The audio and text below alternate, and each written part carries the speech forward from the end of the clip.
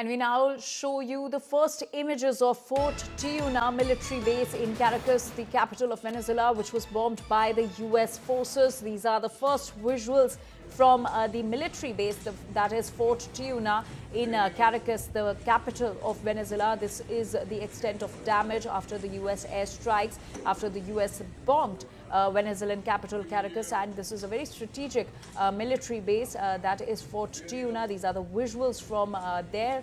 The impact of the airstrikes can be clearly seen, and in these visuals,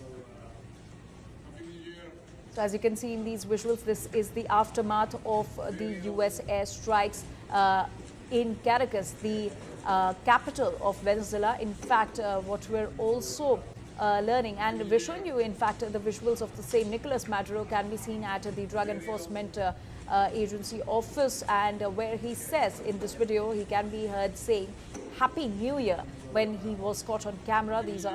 This is the first video of him with his wife Cilia Flores. Let's take a look at what he said. Happy New Year. Bienvenidos.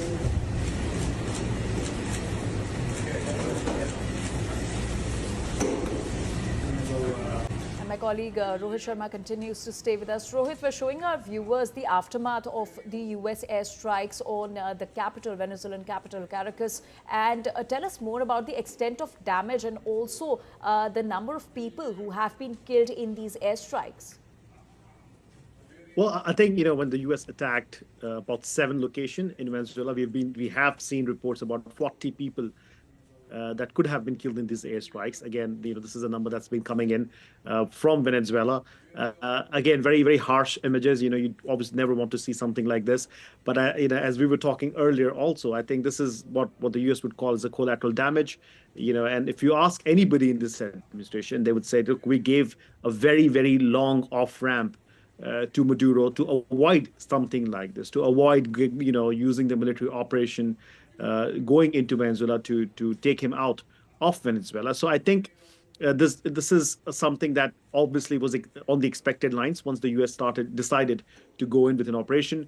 And what has been shared now by President Trump is that no U.S. troops or soldiers were killed, or they took some hits, but none of those hits were fatal in nature. But now, obviously, the other side that we're looking at right now of people losing their lives due to this operation, again, will be another talking point by foreign powers from countries like China and foreign minister of Russia, who's known to make very interesting comments.